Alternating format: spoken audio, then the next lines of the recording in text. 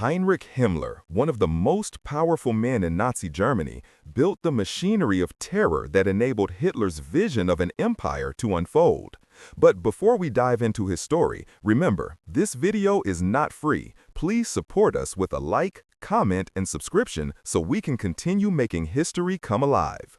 Born on October 7, 1900, in Munich, Himmler was raised in a strict Catholic family, disciplined and orderly. Early on, he displayed an intense fascination with authority, structure, and the ideals of German nationalism. After studying agriculture and working in a variety of minor positions, Himmler joined the Nazi Party in the early 1920s, quickly rising through the ranks thanks to his organizational talent and fanatical loyalty. By the 1930s, he was appointed Reichsführer SS, the head of the Schutzstaffel, transforming it from a small paramilitary group into a sprawling organization central to the regime's control over Germany and occupied Europe. Himmler's power grew alongside Hitler's ambitions. He was responsible for overseeing the Gestapo, concentration camps, and ultimately the implementation of the final solution. His meticulous nature and ability to systematize terror made him indispensable to the Third Reich. He was not a soldier on the front lines, but the consequences of his decisions echoed across continents, affecting millions. While his public image projected a cold, bureaucratic efficiency, privately he cultivated a sense of almost ritualistic obsession with Germanic mysticism, racial ideology, and the creation of a so-called racially pure state. By May 1945, however, the empire he helped build was collapsing. Allied forces were sweeping through Germany from east and west. Himmler, once untouchable, was now fleeing in disguise, attempting to escape capture with a small group of aides moving through northern Germany. The end of the war was chaotic, and even men of great power could not avoid the consequences. Himmler's attempts at concealment were brief. Stopped by British soldiers near Bremerverde, his true identity was quickly uncovered. He was taken into custody and placed under military observation. But fate had one final act. While in detention, Himmler ingested a hidden cyanide capsule and died before he could face justice for the atrocities he had orchestrated. His burial was deliberately discreet, leaving no public monument to his name. Yet for Himmler's family, the war's end marked only the beginning of a different struggle. His wife, Margarete, and daughter, Gudrun, faced a world that despised their name. They were taken into custody by Allied forces, questioned repeatedly, and moved across Italy, France, and Germany as investigators sought any remaining networks or documents connected to Himmler's operations. Gudrun, only 16 at the time, had grown up idolizing her father, often seen in photographs at official Nazi events, a symbol of her father's power. To the Allies, however, she was simply the daughter of one of Europe's most infamous men. During these months, Margarete and Gudrun were subjected to repeated interrogations. Margarete claimed ignorance of her husband's political work, insisting that her focus had been on domestic life and raising her daughter. Historians continue to debate the truthfulness of these statements. While documents later revealed her ideological alignment with Himmler and enjoyment of the privileges granted to her family, Margarete portrayed herself as a passive observer of history rather than an active participant. Gudrun, in contrast, remained openly loyal to her father, describing him as a great man, even in the face of Allied scrutiny. By November 1946, both women were released and allowed to return to Germany. But their reintegration was fraught with difficulty. Their name carried immense stigma. Their home and bank accounts had been restricted, and the social fabric of Germany was hostile to the families of Nazi leaders. Margarete was later classified in denazification tribunals, initially as a passive supporter, but by 1953, her classification shifted to indicate active participation or benefit from the regime, resulting in restrictions and mandated labor. These experiences shaped her perspective, leading her to write letters documenting her sense of victimhood and the humiliation she endured. Gudrun, meanwhile, never abandoned her father. In her late teens and 20s, she maintained connections with former SS families and participated in gatherings that memorialized the old regime, sometimes using assumed names to avoid public scrutiny. Her loyalty to Himmler endured throughout her life, shaping her worldview and social circles. Even decades later, she became a figure of fascination and controversy, emblematic of the lingering shadows of the Third Reich in post-war Germany.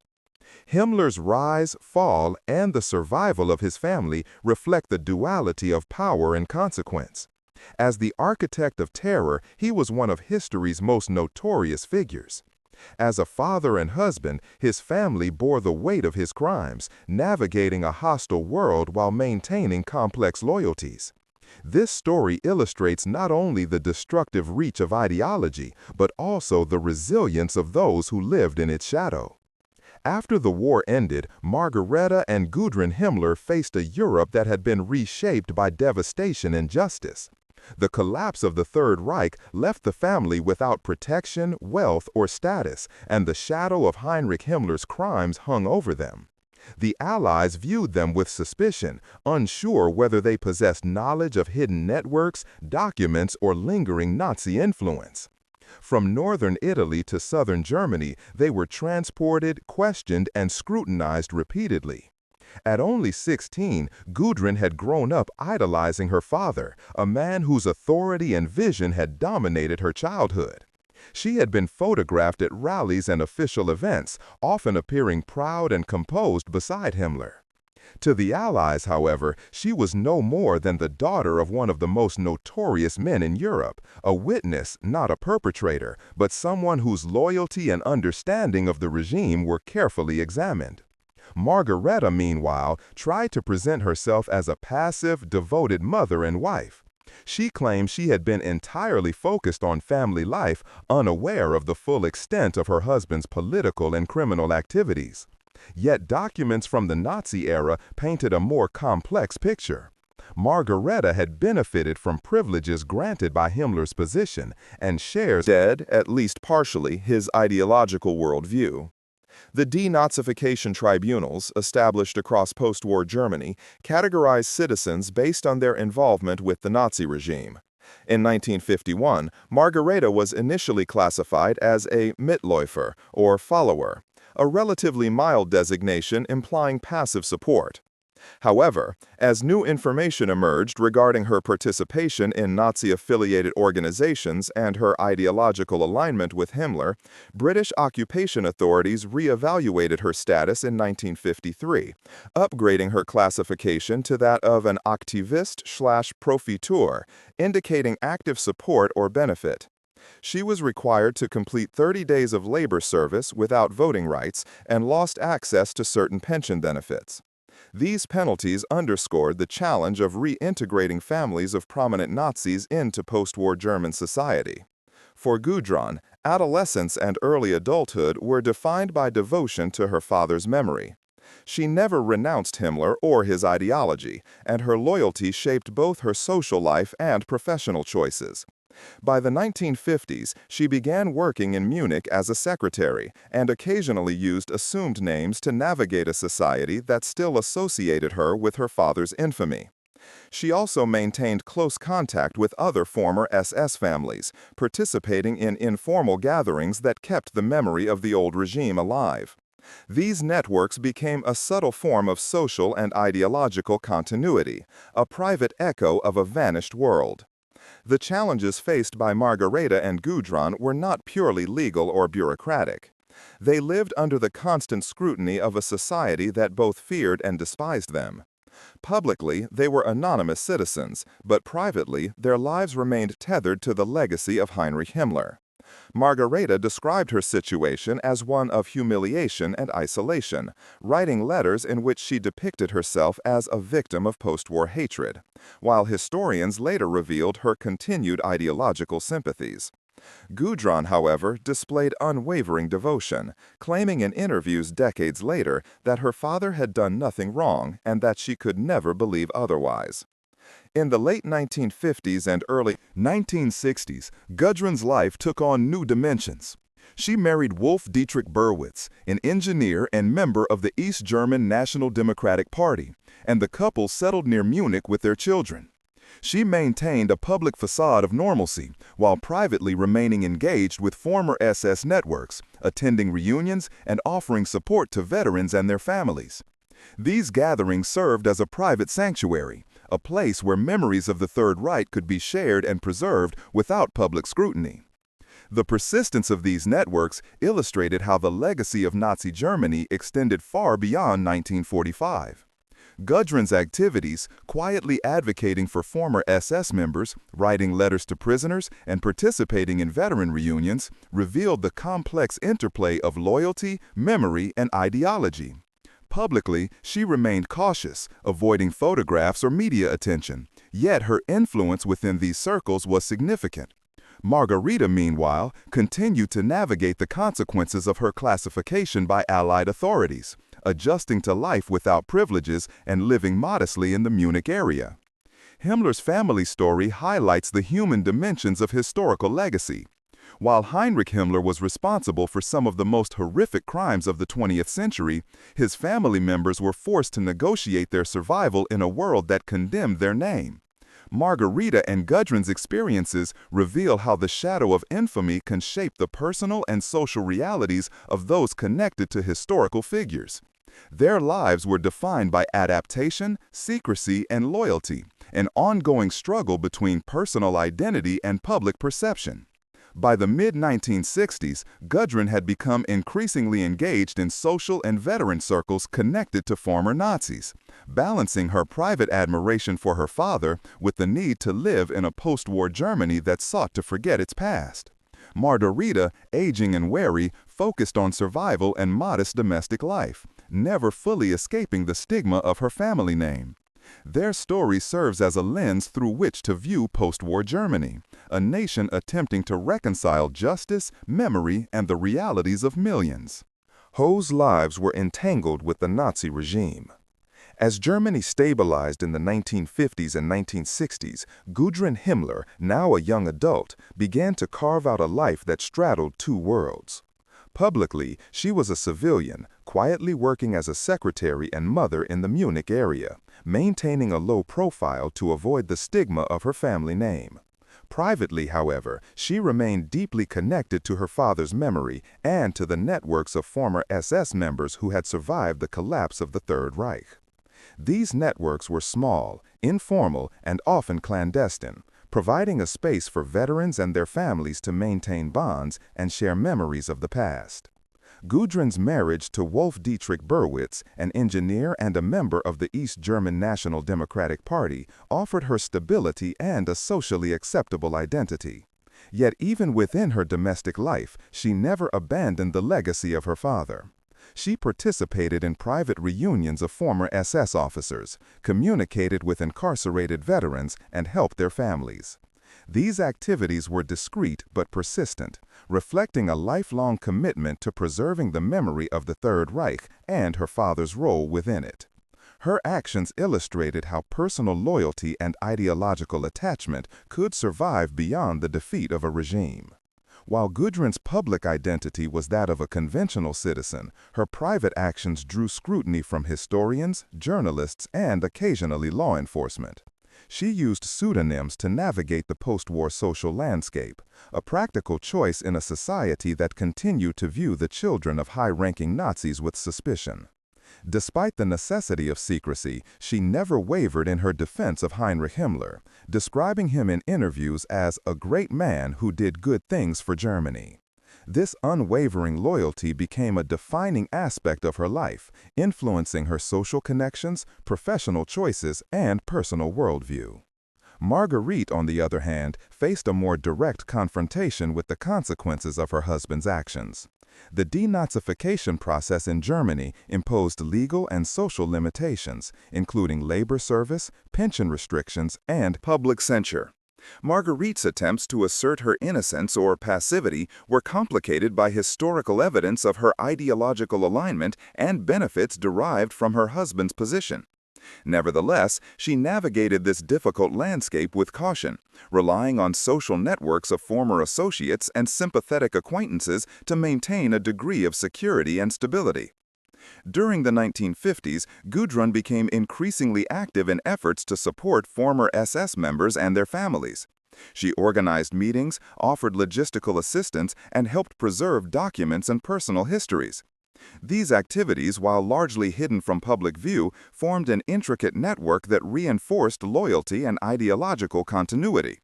They also highlighted the challenges of post-war German society in addressing the lingering influence of the Nazi past. While the regime had fallen, its social and familial networks endured in quiet but resilient forms. By the mid-1960s, Gudrun had established a reputation within these circles as a central figure for organizing and maintaining connections among veterans and their families. Her work included facilitating communications, coordinating reunions, and providing financial and practical support to those who had served under her father's command. Publicly, she remained unobtrusive, avoiding media attention and photographic documentation, yet her influence within these private networks was substantial. This duality, public anonymity and private engagement, defined Gudrun's life for decades. She became emblematic of a generation who were raised within the Nazi system, yet had to navigate a world that condemned their lineage. Her experiences illustrate how ideological and familial loyalties can persist even when society seeks to enforce moral and legal accountability. Gudrun's commitment to preserving her father's memory also sparked ongoing debate among historians and the public about the ethical responsibilities of descendants of infamous figures. Meanwhile, Margarete's later years were marked by relative quietude. She continued to live in Munich, managing modest household affairs and attempting to reconcile her past with the restrictions imposed by denazification tribunals. Though she never regained full social standing or privilege, she remained a pivotal figure in her daughter's life, shaping Gudrun's understanding of family, loyalty, and legacy. The mother-daughter relationship became a conduit through which the memory of Heinrich Himmler was transmitted, debated, and defended. The story of the Himmler family underscores a broader historical reality. The consequences of ideological extremism extend far beyond the death of leaders or the collapse of regimes. Families, children, and communities are left to contend with stigma, legal restrictions, and the moral ambiguities of inheritance. Gudrun's steadfast loyalty and Margarete's cautious navigation of post-war Germany provide a vivid example of how personal and familial identities can be entwined with historical infamy. Even as Germany transitioned into a new era of democracy and reconciliation, the weight of the past remained palpable. Gudrun's activities in veteran networks, her discreet defense of her father, and her maintenance of family memory demonstrate the endurance of social and ideological bonds long after the fall of the Third Reich. Margarete's experience, meanwhile, illustrates the tension between survival and accountability in a society struggling to reconcile justice with practical realities. This dual narrative of public adaptation and private allegiance set the stage for the final decades of their lives, revealing the complex interplay between memory, loyalty, and history. The Himmler family story, particularly Gudrun's role, becomes not only a tale of survival, but also a case study in the persistence of ideology, the challenges of denazification, and the intergenerational transmission of belief and identity. As the decades passed, the legacy of Heinrich Himmler continued to shape the lives of those closest to him. Gudrun Himmler, now known as Gudrun Burwitz, carried the memory of her father with unwavering devotion. Even as Germany moved forward, confronting the atrocities of the Third Reich through trials, memorials, and historical scholarship, Gudrun remained committed to preserving the narrative of her father's life from her perspective. She became a central figure in post-war networks of former SS members and their families, quietly advocating for the well-being of veterans and their dependents. In her private life, Gudrun cultivated an ordinary routine: work as a secretary, raising children, and managing her household. But behind this facade, she maintained extensive correspondence with former SS officers, coordinated reunions, and offered support for those affected by imprisonment or social ostracism. These networks were often discreet, designed to avoid attention from authorities and the general public. Yet they became a symbol of enduring loyalty and ideological continuity. Her actions demonstrated how family loyalty and ideological attachment could persist long after the collapse of a regime. Margarete, meanwhile, lived her final years in relative quiet. She continued to navigate the consequences of her denazification classification, relying on modest pensions and personal networks of acquaintances who had connections to her late husband's world. Although she rarely spoke publicly about her experiences, her influence on Gudrun remained profound. The mother-daughter relationship served as a conduit for transmitting values, memories, and loyalties, shaping Gudrun's understanding of her father and her role in post-war Germany. By the 1970s and 80s, Gudrun Burwitz had become a highly respected and influential figure within veteran circles. She organized reunions, facilitated communication between former SS families, and supported legal and financial matters affecting these communities. Despite her efforts to remain discreet, her name became well known to historians, journalists, and researchers studying the persistence of Nazi networks. Her unwavering loyalty to her father, paired with her ability to operate within social and bureaucratic boundaries, made her a unique and controversial figure. In interviews and occasional public statements, Gudrun never renounced her father or his actions. She consistently defended Heinrich Himmler, describing him as a great man who did good things for Germany. This perspective, radical and controversial, fueled debate among historians. Historians and the public alike, raising questions about the responsibilities of descendants in confronting or perpetuating historical legacies. Gudrun's life exemplified the tension between private loyalty and public judgment, illustrating the complex moral and social terrain navigated by families of infamous leaders. The Himmler family story also highlights the broader challenges of post-war Germany. Denazification efforts, social ostracism, and legal restrictions shaped the lives of millions connected to the Nazi regime, forcing them to navigate a world that condemned their names but demanded practical adaptation. For Gudrun and Margarete, survival required discretion, careful social engagement, and strategic alignment with former networks of support. Their experiences reflect the ways in which ideology, memory, and family loyalty can persist even amid societal transformation. Gudrun's public visibility grew in the later decades of her life, not through mainstream media or political activity, but through participation in informal veteran networks and selective gatherings. She maintained her influence discreetly, offering guidance, coordination, and emotional support to former SS members and their families. These networks, while largely hidden, became living reminders of the social and ideological continuity of a defeated regime. Gudrun's actions demonstrated how personal conviction and familial loyalty could endure across decades, shaping memory and identity long after historical events had concluded. Margarete passed away quietly, her life largely defined by the duality of surviving the consequences of her husband's crimes while preserving a sense of family cohesion. Gudrun, by contrast, remained active and influential until her death on May 24, 2018, at the age of 88 in Munich. She was remembered as a symbol of enduring loyalty, a figure who had devoted her life to preserving the memory of Heinrich Himmler and maintaining the networks of the old SS world. Her death marked the end of an era, but her life provides a lens through which to examine the persistence of ideology, memory, and familial loyalty in post-war Germany. Fasten the tale of a dictator's relatives. It is a reflection of how history's consequences extend beyond the battlefield, beyond legal trials, and into the intimate spaces of family life. Margarete and Gudrun's experiences reveal the complexities of survival, loyalty, and identity when intertwined with infamy. Their lives illustrate the enduring tension between personal conviction and societal judgment, offering insight into the challenges faced by those who inherit the legacy of infamous historical figures. Even today, the name Himmler evokes strong reactions, reflecting the indelible mark of Heinrich's crimes and the difficult legacy carried by his descendants. Gudrun's steadfast loyalty, Margarete's quiet resilience, and the broader family narrative illuminate the moral, social, and historical complexities of Germany's post-war years. Their story reminds us that history is never truly past. It lives on in memory, identity, and the choices of those who inherit it. For viewers of this video, the saga of Heinrich Himmler and his family offers both a cautionary tale and a study in human resilience. It illustrates how the shadow of one man's actions can ripple through generations, shaping lives in ways both visible and hidden.